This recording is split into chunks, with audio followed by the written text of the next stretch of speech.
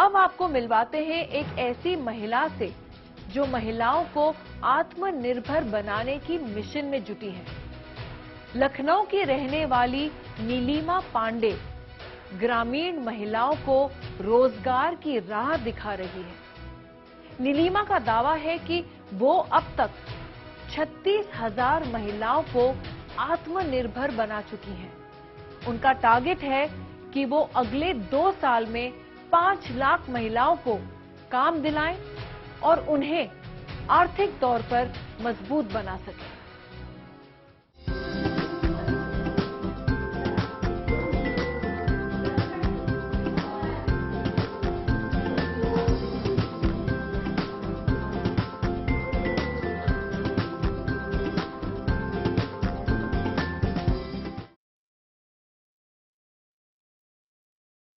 किराए पे रहते थे हम लोग एक घर में। तो वहाँ पे एक लड़की थी जो हमारे मकान मालिक की बेटी थी। उनका वो किसी से प्रेम कर बैठी थी और शायद 10वीं या 11वीं कक्षा में थी। उनके ढूंढने के लिए उनको चली गई। तो ऑब्वियसली परिवार में ऐसे लगा, बड़ा समाज का मतलब कहते हैं ना कि लड़की भाग गई और बड़ा प्रवंचना हुई। मेरी माँ उसको बहुत प्यार करती थी, एक तरीके से मेंटोर थी उसकी। और वो जब वो मिल गई तो पुलिस में खबर हुई, जब मिल गई लौट के आई तो मेरी माँ, ऊपर ऐसे जाल होता है अगर आप देखें तो, मेरी माँ उसको देख रही थी तो उसने माँ को हाथ जोड़ा। तो माँ ने सोचा, बस माँ ने ऐसे कहा तुमने क्यों किया ऐसे? मैं ऐसे खड़ी हूँ, मैं देख रही हूँ इशारों में बात हो रही है। और फिर उसने आत्मदाह कर लिया। तो मुझे ये लगा कि इतनी कमजोर लड़की कैसे हो सकती कि ईश्वर के दिए हुए शरीर जीवन को नष्ट कर सकती है सिर्फ समाज की प्रवंचना के लिए। ये ताकत यहाँ क्यों नहीं है कि अगर मैं सही हूं तो मैं सही हूं, कोई कुछ भी कहे बस। अपने लिए तो हर कोई सपना देखता है, लेकिन जो लोग दूसरों के लिए सपने संजोते हैं वो वाकई खास होते हैं। इसी की मिसाल है नीलिमा पांडे। दिखने में जितनी सौम्य और सरल लगती है, आवाज और दिल उससे कहीं ज्यादा इंसानियत से भरा है। आम लोगों की तरह नीलिमा पांडे को भी अपनी जिंदगी में काफी उतार चढ़ाव का सामना करना पड़ा।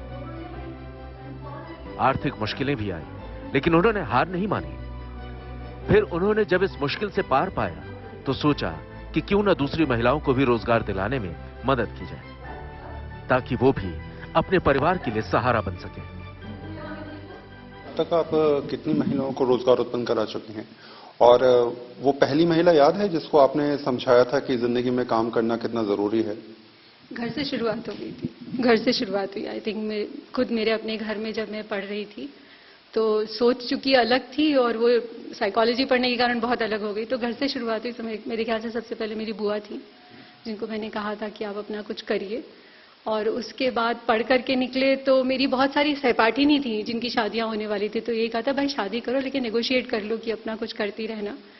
फिर जब डेवलपमेंट सेक्टर ज्वाइन किया तो मंगोलपुरी सुल्तानपुरी, पता नहीं आपने वो रीसेटलमेंट कॉलोनी देखी है, दिल्ली में जरूर देखी होगी।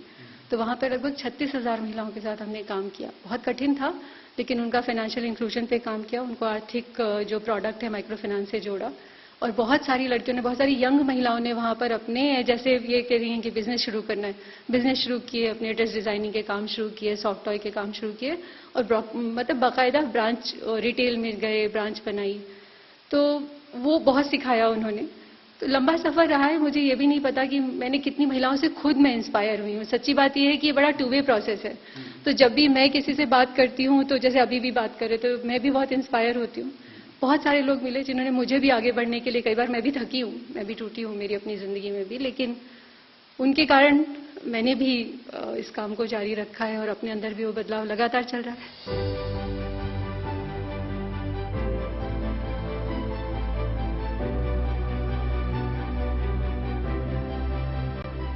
आप कई सारे बच्चों से बात कर रही थी और कोई जो है कहता है कि मैं अपना रेस्टोरेंट खोलना चाह रहा हूं, कोई कह रहा है कि मैं जो हूं वो बिजनेस करना चाहता हूं। आपको देख के लगता है कि आज की डेट में युवा जो है वो स्टार्टअप्स के बारे में ज्यादा सोच रहे हैं? आमतौर पे जब 10 साल पहले, 15 साल पहले लोग सोचते थे किसी को जो है सरकारी नौकरी ज्वाइन करनी है, किसी को MBA करना है, लेकिन यहाँ 10-15 बच्चे जितने हैं वो सबके सब स्टार्टअप्स कर रहे हैं। सोच बदल रही है आप लोगों के जरिए? बहुत बहुत अच्छी तरीके से सोच बदल रही है। तो मेरा, अगर आप मुझे कहिए, मेरा होप यूथ है। अगला जो मतलब भारत को अगर कोई संभालेगा और निर्माण करेगा तो यूथ है। लोग कहते हैं उनका वो भटके हैं, व्यवस्थित नहीं है। मुझे लगता है उनके अंदर बहुत ताकत है। सवाल है आप उस ताकत को पहचान लीजिए। और उद्यमिता है जो भारत को अगले पैमाने पे ले जाएगी, अगले स्तर पे ले जाएगी, और उद्यमिता का विकास हो रहा है।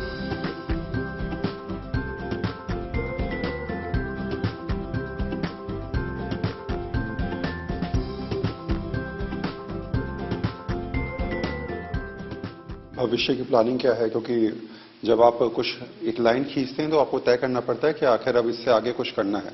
तो फ्यूचर की प्लानिंग क्या है, क्या सोचा है आपने? तो 2-3 बहुत अच्छे विचार ऐसे बन रहे हैं। आप ये कह सकते हैं कि काफी कुछ प्लान तो धरातल पे भी आ गया है। तो सरकार बहुत प्रयास कर रही है महिलाओं को मुख्य धारा से जोड़ने का। तो आजीविका मिशन के अलग अलग तरीके से सेंट्रल स्कीम के हिसाब से स्टेट पे भी बहुत सारा उसमें इन्वेस्टमेंट आ रहा है। तो हम ये कोशिश करें कि फेलोशिप से जो भी सीख रहे हैं इसको क्या हम आजीविका मिशन के साथ जोड़ करके एक बड़े पैमाने पे महिलाओं के साथ काम कर सकते हैं, खासकर एस्पिरेशनल डिस्ट्रिक्ट्स में जहां पर वैसे ही इंडिकेटर्स बहुत लो हैं। तो वो एक धारा है।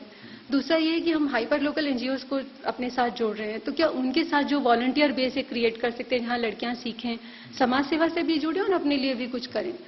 इसके अलावा एक चीज जो मैं कहना चाहती हूँ, शायद आपके माध्यम से लंबे बड़े जगह तक पहुंच पाएगी, वो ये है कि मैं आज यहाँ खड़ी हूँ क्योंकि मेरे पीछे बहुत सारे ऐसे पुरुषों का साथ रहा है जिनकी सकारात्मक सोच रही है, जो ये चाहते हैं कि महिलाएं आगे आए, महिलाएं मुख्य धारा से जुड़ें, जो बहुत अच्छे पिता, भाई, बहन, दोस्त हैं। तो मेरी अगला जो चरण है वो ये है कि मैं स्त्री पुरुष के बीच में संवाद के ऊपर काम करना चाहती हूँ।